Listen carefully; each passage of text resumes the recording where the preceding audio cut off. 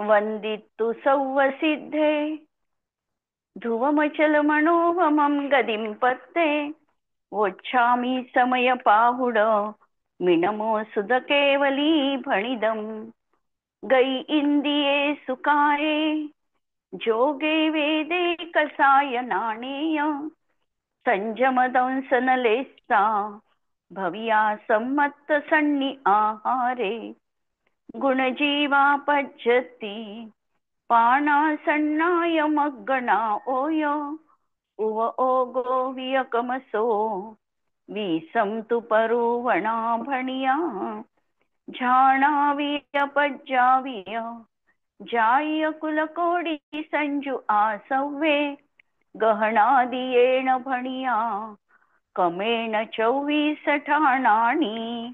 अंतिम शासन नायक 1008 भगवान महावीर स्वामी की जय. द्वादशांग श्रुत देवी की जय. स्वाध्याय कक्ष संपेपर्यंत आपणाला चतुर्विध आहाराचा त्याग असणार आहे. 24 ठाण चर्चा आपण बघतो आहे आणि सम्यक्त्व मार्गणेचं आमचं प्रकरण सुरू. यामध्ये आम्ही सम्यक्त्वाचे भेद प्रभेद 6 भेद पाहिले आणि या 6 भेदांच्या अपेक्षेने कथन पाहिलं. आम्ही प्रथमोपशम सम्यक्त्व द्वितीयोपशम सम्यक्त्व यामधला फरक बघितला. सासाधन मध्ये काय गोष्टी घडतात किंवा काय घडत नाही याचं पण आपण विवरण बघितलं. सासाधन मध्ये अनंतानुबंधी प्रकृतीचा उदय आहे पण मिथ्यात्वाचा अजून उदय आलेला नाही अशा प्रकारची प्ररूपणा पण आपण बघितली. आणि आता आपण बघतो आहे तिसरं सम्यक्त्वाचा भेद सम्यक्त्व मिथ्यात्व.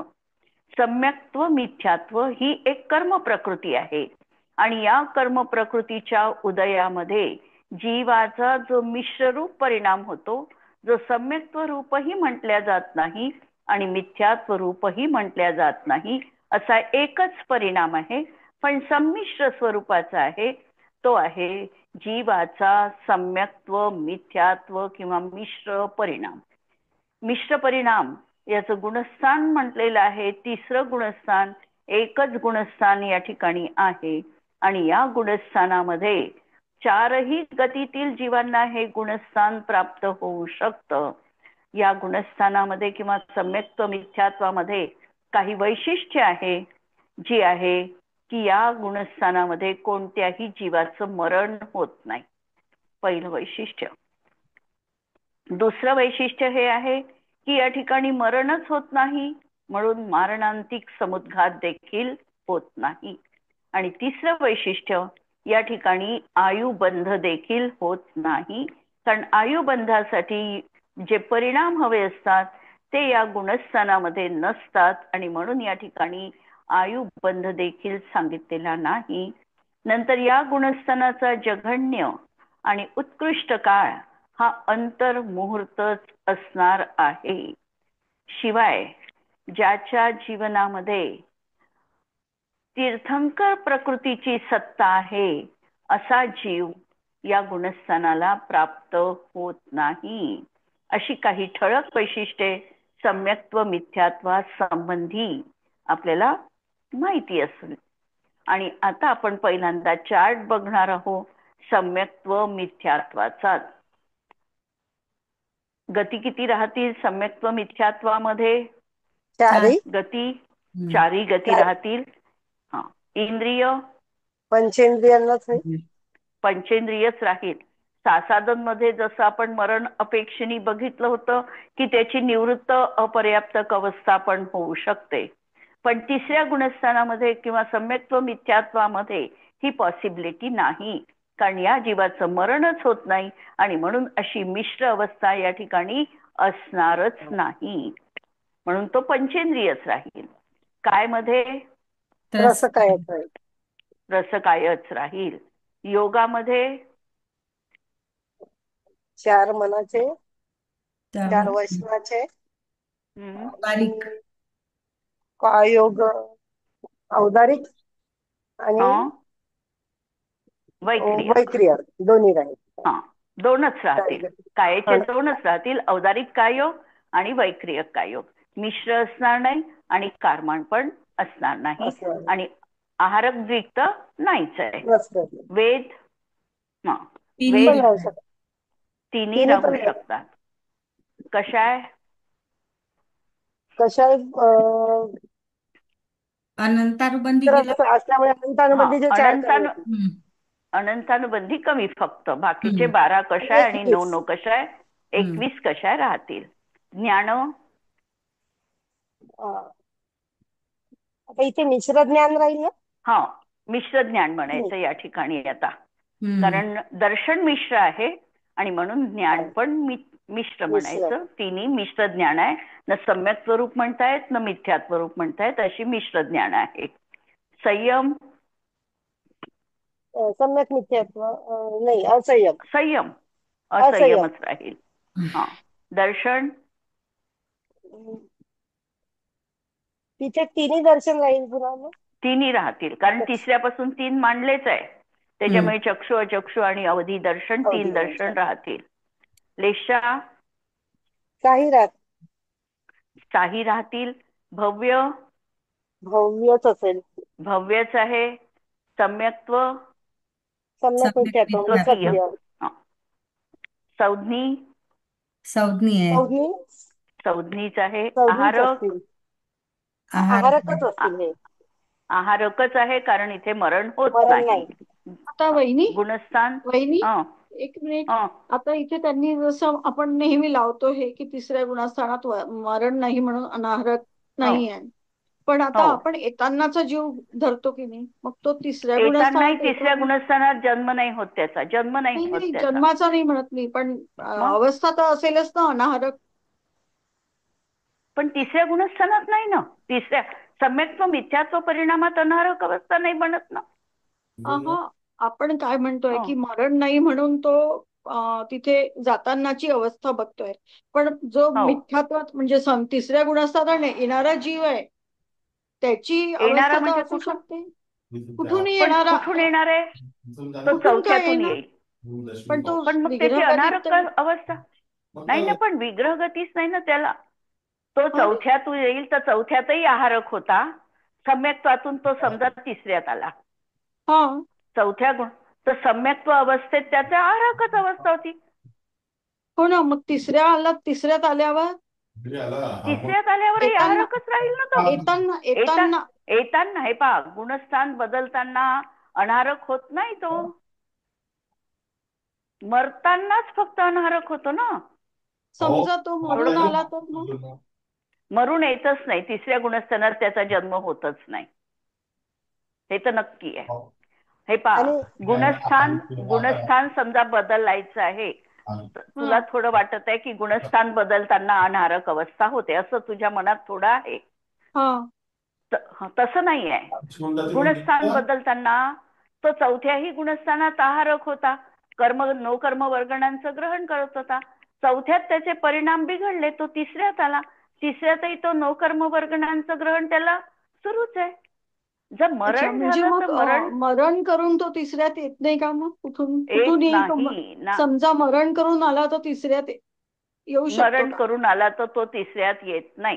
तिसऱ्यातून तो जातही नाही आणि तिसऱ्यात तो येतही नाही. येईल त्याच्यासाठी येण्याचे द्वार कोणते आहे? चौथ्यातून तो तिसऱ्यात येऊ शकतो. नंतर पहिल्या गुणस्थानातून साधी असेल तर तो तिसऱ्यातून चौथ्यात जाऊ शकतो.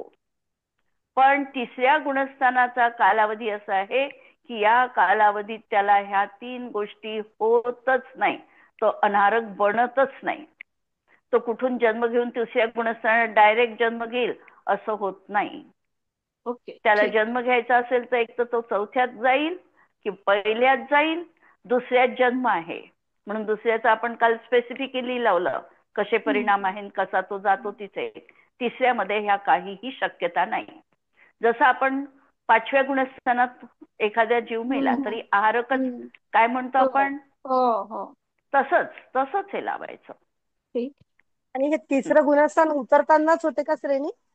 नाही, असं काही नाही. चढताना पण होऊ शकते.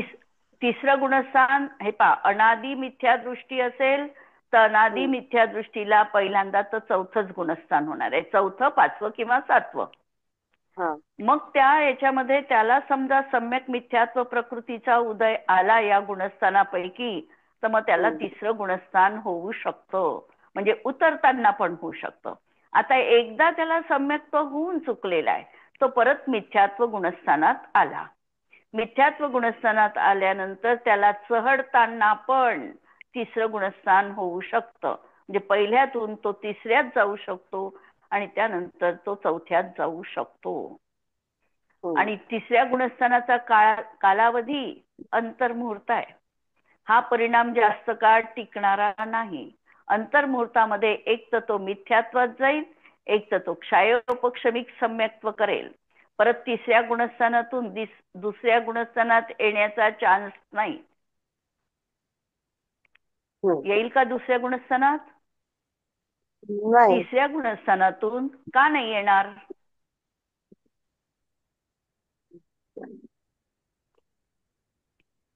तिसऱ्या गुणस्थानातून जीव दुसऱ्या गुणस्थानात का येऊ शकत नाही? त्याला तिथे अनंतानुबंधीचा उदय का येऊ शकत नाही? याचं कारण असं आहे,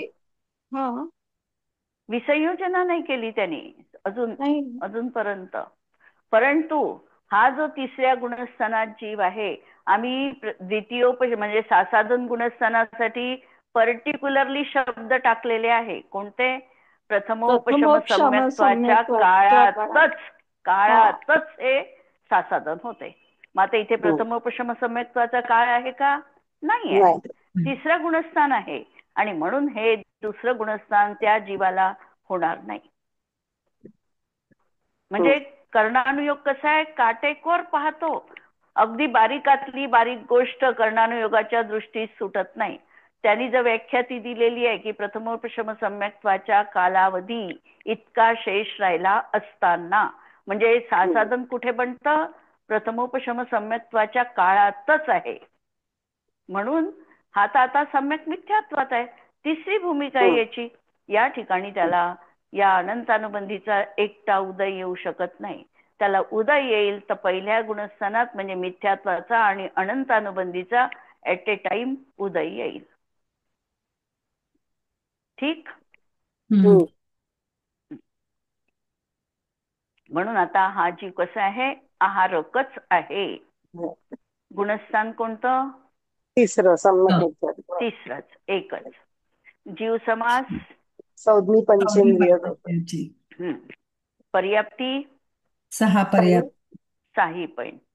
प्राण 10 प्राण. 10. संज्ञा 4 संज्ञा. 4. उपयोग 3 ज्ञानोपयोग, 3 दर्शनोपयोग, 6. 6. ध्यान 9.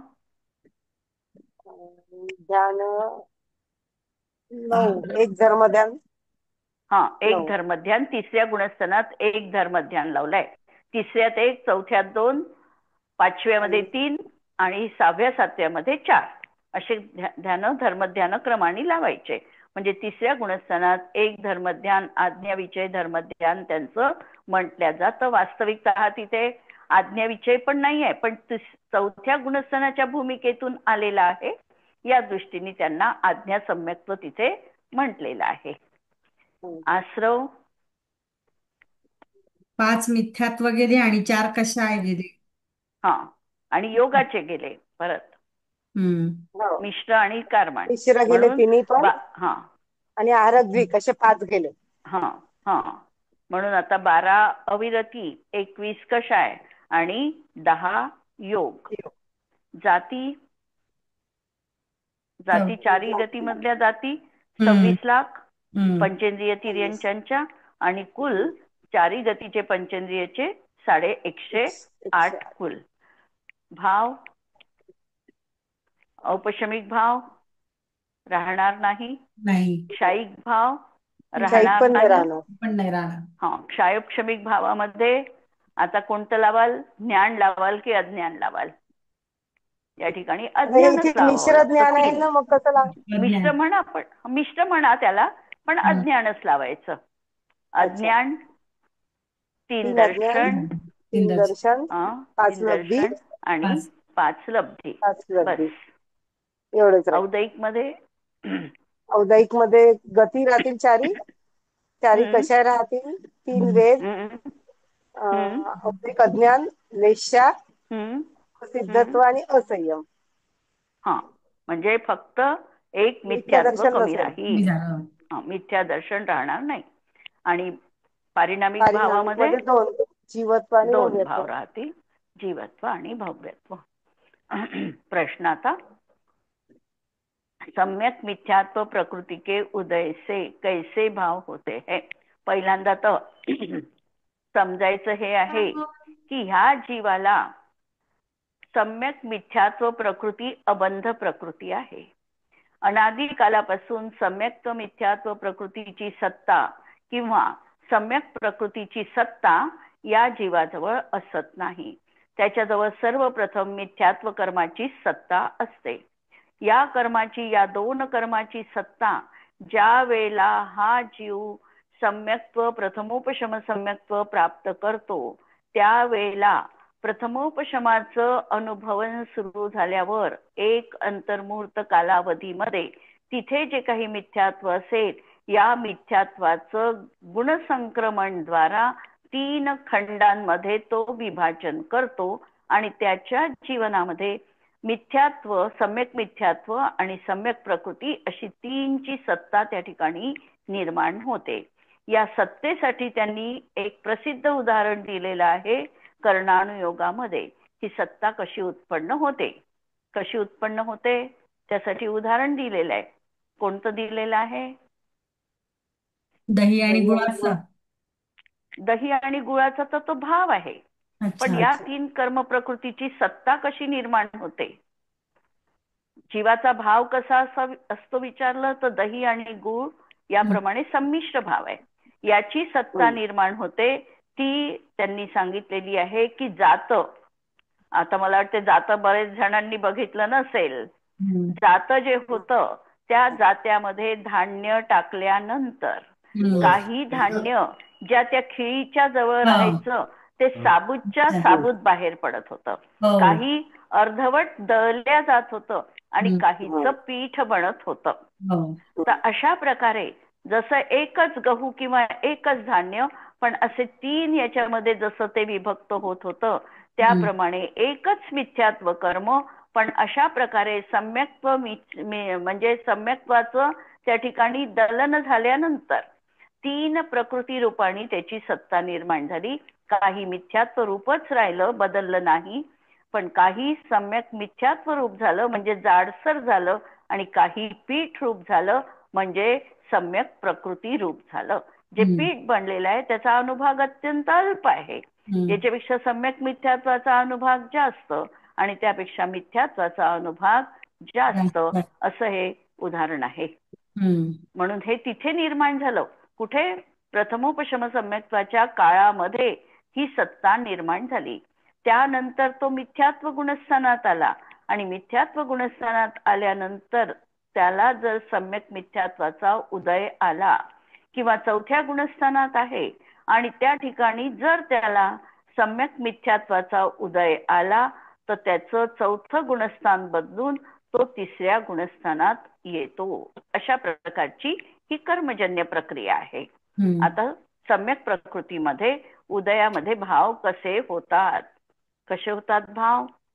तर आता आपण बघितलं, दही आणि गूळ मिळाल्यानंतर जसा खट्टा मिठ्ठा स्वाद त्याच्यापेक्षा पृथक राहत नाही, म्हणजे ते एकमेक होऊन गेलेला आहे, त्याप्रमाणे या गुणस्थानामध्ये सम्यक्त्व आणि मिथ्यात्व दोनों का मिला हुआ ऐसा मिश्र भाव होता है. इसको पृथक करना शक्य नहीं है. इस सम्यक्त्व का नाम सम्यक मिथ्यात्व क्यों है? याला सम्यक मिथ्यात्व का म्हणायचं बा? जिनेंद्र देवावर श्रद्धा पण आहे आणि मिथ्यात्वाचा त्यागही नाही होऊ शकत. हाँ, अशा प्रकारची अवस्था आहे. म्हणून सम्यक मिथ्यात्व में जीवों के कुदेव के अत्याग पूर्वक जिनेंद्र देव की श्रद्धा होती है और जिनेंद्र देव की श्रद्धा होने से इनके सम्यक्त्व का अंश तथा कुदेवों का त्याग नहीं होने से मिथ्यात्व का अंश पाया जाता है, इसीलिए उनको सम्यक मिथ्यात्व कहते हैं. इसका दूसरा नाम मिश्र सम्यक्त्व भी है। क्या तिसरे गुणस्थान में मिश्र ज्ञान होते हैं? ज्ञान कोणते होतात बा त्यांना?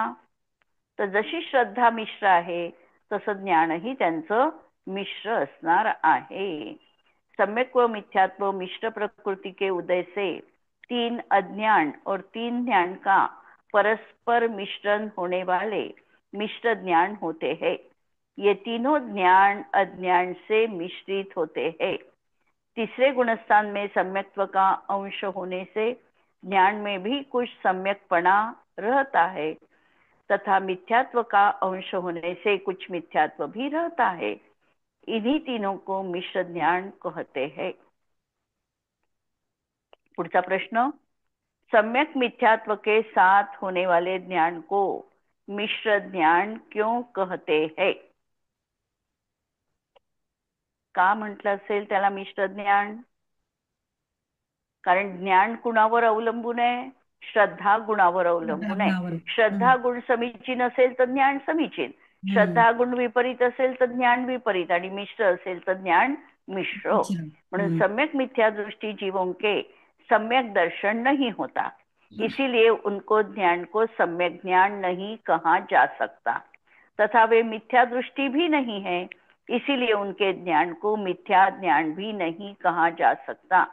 इन जीवों के सम्यक्त्व का कुछ अंश रहता है, क्योंकि सम्यक्त्व की विरोधी अनंतानुबंधी चतुष्क और मिथ्यात्व का उदय नहीं पाया जाता, तथा कुछ अंश में मिथ्यात्व रहता है, क्योंकि सम्यक्त्व का घात करने वाली जात्यंधर सर्वघाती सम्यक मिथ्यात्व प्रकृति का उदय पाया जाता है।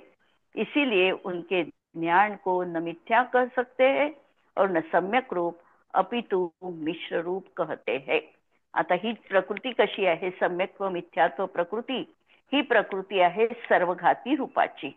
सर्वघाती आहे याचा अर्थ त्याच्यामधले जितके काही स्पर्धक आहे ते सर्वघाती रूपाचे आहे, आणि या प्रकृतीला म्हटलेल्या जात्यंतर प्रकृती, म्हणजे ती अशा प्रकारे मिश्र रूपच कार्य करते, न सम्यक्त्व रूप करते न मिथ्यात्व रूप करते, म्हणून तिला जात्यंतर प्रकृती असं म्हटलेलं आहे।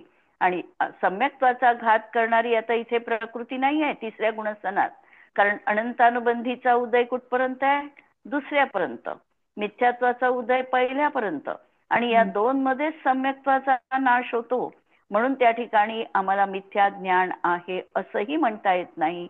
पण ही प्रकृती उदीयमान असल्यामुळे त्या ज्ञानाला आम्हाला सम्यक पण म्हणता येत नाही, आणि ती प्रकृती सर्वघाती आहे, म्हणजे ती गुणाचा संपूर्णतः घात करणारी अशी जात्यंतर प्रकृती आहे। पुढचा प्रश्न, सम्यक मिथ्यात्व में सम्यक्त्व का अंश कैसे संभव है? कशा प्रकारे आम्ही त्याला म्हणू शकतो? अभेद की विवक्षा में सम्यक मिथ्यात्व के भिन्न जातीयता भले ही रह आवे, किंतु भेद की विवक्षा करने पर उसमें सम्यक दर्शन का अंश है ही। जरी सम्यक मिथ्यात्व प्रकृती सर्वघाती आहे, तिचा उदय असणार आहे, आणि जीवाचा भाव मिश्र रूपाचा होणार आहे, हे सगळं बरोबर आहे। पण हे कधी? जेव्हा आम्ही अभेद बघतोय, श्रद्धा गुण अभेद रूपाने अनुभवतो आहे त्यावेळेला, आणि त्याचं परत आम्ही पृथक्करण केलं आणि पृथक्करण करून बघितलं की आता किती कर्म प्रकृती उदयात आहे, तर आम्हाला हे दिसतं की अनंतानुबंधी आणि मिथ्यात्व उदयात नाही आहे, आणि म्हणून त्या ठिकाणी सम्यक दर्शनाचा अंश लावल्या जाऊ शकतो। यदि ऐसा न माना जाए तो उसके जात्यंतरत्व के मानने में विरोध आता है, और ऐसा मानने पर सम्यक मिथ्यात्व के सर्वघातीपना भी विरोध को प्राप्त नहीं होता, क्योंकि उसके भिन्न जातीयता प्राप्त होने पर सम्यक दर्शन के एक देश का अभाव है, इसीलिए उनके सर्वघातीपना मानने में कोई विरोध नहीं आता। आणि म्हणून ही जात्यंतर प्रकृती असल्यामुळे अशा प्रकारचा मिश्रपणा मानण्यामध्ये त्या ठिकाणी काहीही आपत्ती नाही। पुढचा प्रश्न, यथार्थ श्रद्धा से अनुविद्ध अवगम को ज्ञान कहते हैं और यह अयथार्थ श्रद्धा से अनुविद्ध ज्ञान को अज्ञान कहते हैं। ऐसी हालत में भिन्न भिन्न जीवों के आधार से रहने वाले ज्ञान और अज्ञान का मिश्रण नहीं बन सकता। एक तर ज्ञान राहील असं म्हणा किंवा एक तर अज्ञान राहील असं म्हणा, भिन्न दोन एकत्रित आहे हे कसं काय आपण म्हणू शकतो? कारण त्यांनी दिलेलं आहे की यथार्थ श्रद्धामध्ये यथार्थ ज्ञान आहे आणि अयथार्थ श्रद्धामध्ये अयथार्थ ज्ञान आहे। दोन्ही एकदम असण्यामध्ये आम्हाला विरोध वाटतो। उत्तर देतात है, यह कहना सत्य है क्योंकि हमें यही इष्ट है, किंतु यहाँ सम्यक मिथ्या दृष्टि गुणस्थान में यह अर्थ ग्रहण नहीं करना चाहिए, क्योंकि सम्यक मिथ्यात्व कर्म मिथ्यात्व तो हो नहीं सकता। सम्यक मिथ्यात्व कर्म मिथ्यात्व तो हो नहीं सकता, क्योंकि उसमें अनंत गुणीहीन शक्ति वाले सम्यक मिथ्यात्व में विपरीत अभिनिवेश को उत्पन्न करने का सामर्थ्य नहीं पाया जाता, और न वह सम्यक प्रकृति रूप ही है, क्योंकि उसमें अनंत गुणी अधिक शक्ति वाले सम्यक मिथ्यात्व के यथार्थ श्रद्धान के साथ साहचर्य संबंध का विरोध है। इसीलिए जात्यंतर होने से सम्यक मिथ्यात्व जात्यंतर रूप परिणामों को ही उत्पादक है। वाक्य मोठं असलं तरी देखील आपल्याला साध्या रीतीने समजायचं आहे की या ठिकाणी ज्या वेळेला आम्ही म्हणतो की सम्यक मिथ्यात्व कर्माचा उदय आहे, याचा सरळ अर्थ झाला की त्याला मिथ्यात्वाचा आता उदय नाही आहे। मिथ्यात्वाचा उदय नाही याचा अर्थ मिथ्यात्वाचा जो अनुभाग शैल अस्थि रूपाचा आहे तो अनुभाग आता सम्यक मिथ्यात्व कर्म प्रकृतीमध्ये क्षीण झालेला आहे। म्हणजे त्याचं सामर्थ्य जे मिथ्यात्वामध्ये सामर्थ्य होतं तेवढं सामर्थ्य या सम्यक मिथ्यात्व कर्म प्रकृतीच्या उदयात त्या ठिकाणी असणार नाही। अनंत गुणीहीन अशा प्रकारचं ते त्याचं अनुभाग झालेला आहे। त्यामुळे तो आता जो सम्यक मिथ्यात्वाचा उदय आहे तो जीवाला पूर्णतः घातही करू शकत नाही, पण त्याचा उदय जो काही आहे तो आपला परिपाक तिथे दाखविणारच आहे आणि सर्व घातीपणा तो डिनोट करणारच आहे। आणि म्हणून ती प्रकृती अशा रीतीने जात्यंतर रूपाची म्हणून त्या ठिकाणी संमिश्र भाव जीवनात असू शकणार आहे। सरळ सरळ हे लावायचं। म्हणून परत हा वाक्य पहिल्यांदापासून वाचणे, यह कहना सत्य है क्योंकि हमें यही इष्ट है। आम्हाला तसंच म्हणायचं आहे, एक तर मिश्र म्हणजे सम्यक म्हणा किंवा मिथ्या म्हणा हेच वास्तविकतः इष्ट आहे, परंतु यहाँ सम्यक मिथ्या दृष्टि गुणस्थान में यह अर्थ ग्रहण नहीं करना चाहिए, क्योंकि सम्यक मिथ्यात्व कर्म मिथ्यात्व तो हो नहीं सकता। सम्यक मिथ्यात्व ही वेगळी प्रकृती आहे, त्यामुळे ती मिथ्यात्व कर्म आहे असं आम्हाला बिलकुल बिलकुल म्हणता येत नाही। मिथ्यात्वाची क्वालिटी अलग आहे, सम्यक मिथ्यात्वाची जाती वेगळ्या पद्धतीची आहे, क्योंकि उसमें अनंत गुणीहीन शक्ति वाले सम्यक मिथ्यात्व में, कशापेक्षा मिथ्यात्वाच्या अनंत गुणीहीन शक्ती आता सम्यक मिथ्यात्वाची आहे, त्यामुळे विपरीत अभिनिवेश को उत्पन्न करने का सामर्थ्य नहीं पाया जाता। त्यामुळे आता या सम्यक मिथ्यात्व कर्म प्रकृतीच्या उदयात जीवामध्ये मिथ्यात्व कर्मानी जसं विपरीत अभिनिवेश रूप असं सम्यक मिथ्या दर्शन किंवा मिथ्या ज्ञान तयार झालं होतं, तसं सम्यक मिथ्यात्वाच्या उदयात संभवनीय नहीं, म्हणून पाया नहीं जाता। और न वह सम्यक प्रकृति रूप है, पण त्याला आम्ही सम्यक पण म्हणू शकत नाही, क्योंकि उसमें अनंत गुणी अधिक शक्ति वाले सम्यक मिथ्यात्व के यथार्थ श्रद्धान के साथ साहचर्य संबंध का विरोध है।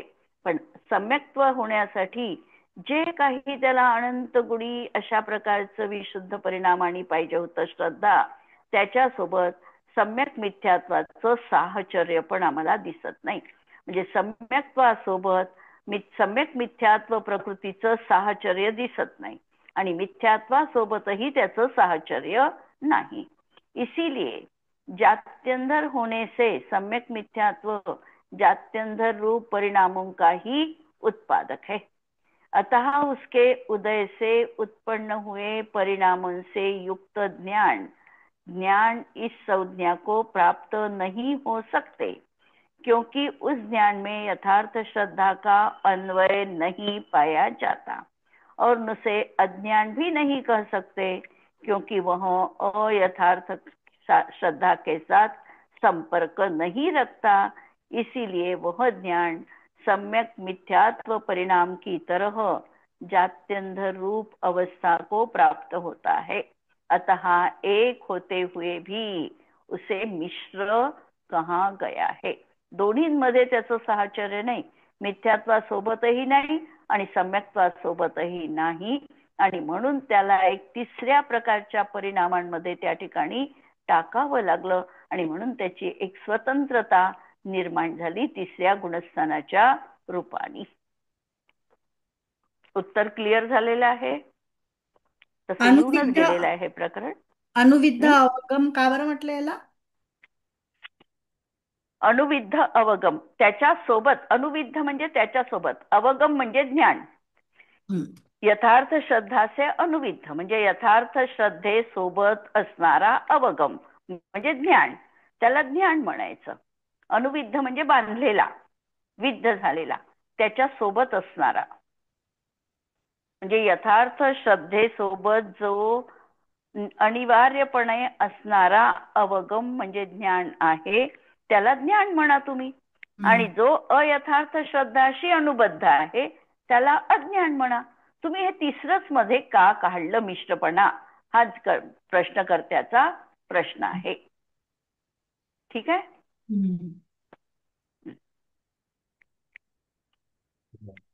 किन किन जीवों के सम्यक मिथ्यात्व नहीं हो सकता, कुणाकुणाचा सम्यक मिथ्यात्व परिणाम होणार नाही। आता अभव्य पहा जीवन असे जीव, पहिल्यांदा तर कोण पाहायचंय? अभव्य जीव, की ज्याला तिसरं गुणस्थान कधी जीवनात प्राप्तच होणार नाही असा अभव्य। दुसरा जीव अभव्य समभव्य जीव। तिसरा जीव कृतकृत्य सम्यक दृष्टी। कृतकृत्य सम्यक दृष्टी, की आता काय आहे तो कृतकृत्य सम्यक दृष्टी झाला, याचा अर्थ काय?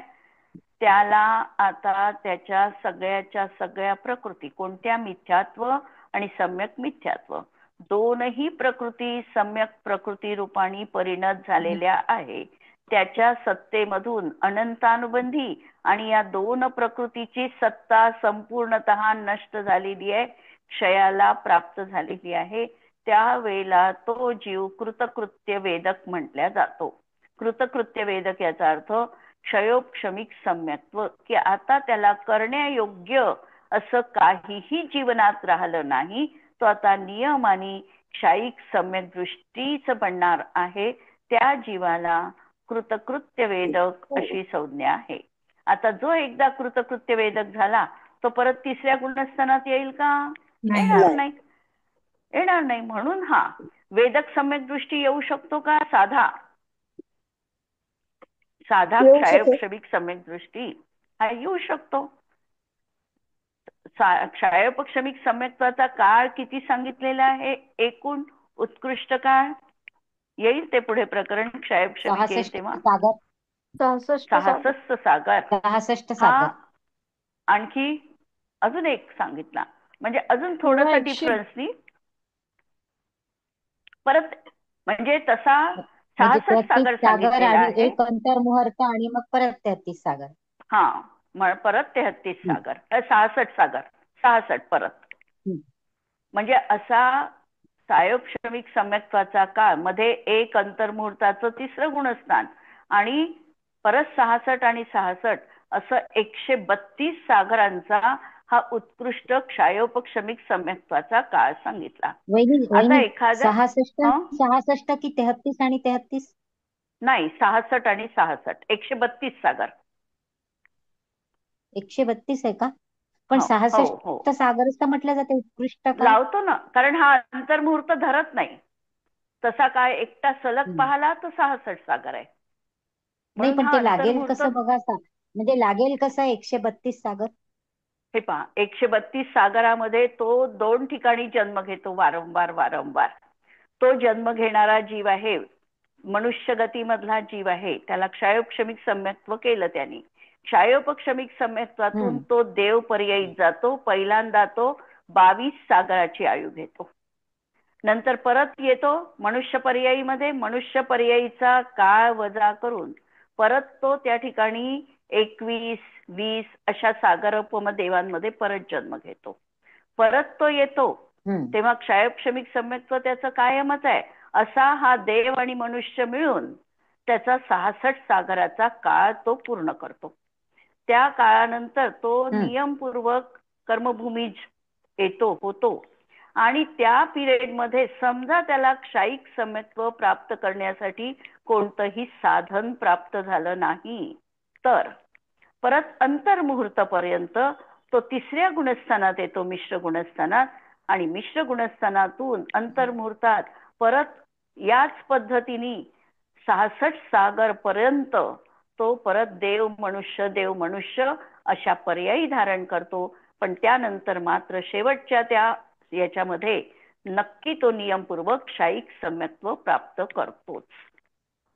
म्हणून हा देव पर्यायीचा आणि 20-20 सागराची, 22-22 सागराची अशी आयु घ्यायची त्यांची.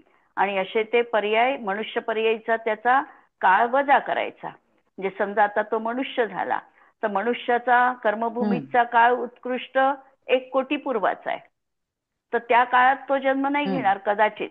दुसरे जितकी काही त्याला आयु मिळाली तो त्याच्यात मायनस करायचा आणि तितकी देवाची आयु त्याला मिळाली आहे हे त्या ठिकाणी लावायचं. आणि अशा रीतीने तो काळ पूर्ण करतो.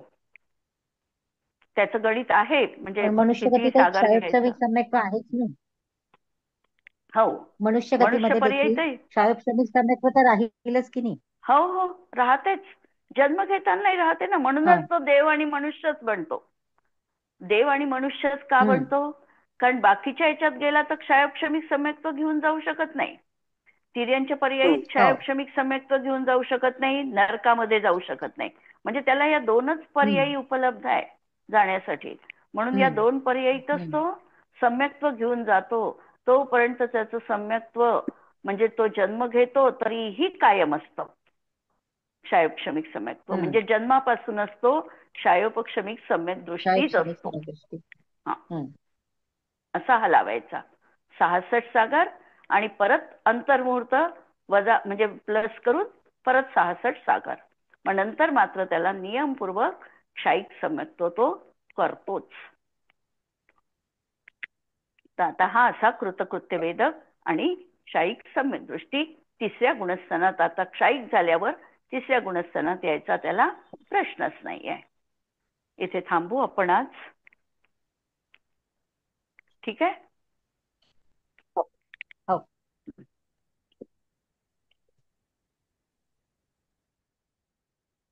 त्याद्वादनय षट्द्रव्य गुण पर्याय और प्रमाण का जड़ कर्म चेतन बंध का अरु कर्म के अवसान का कह कर स्वरूप यथार्थ जग का जो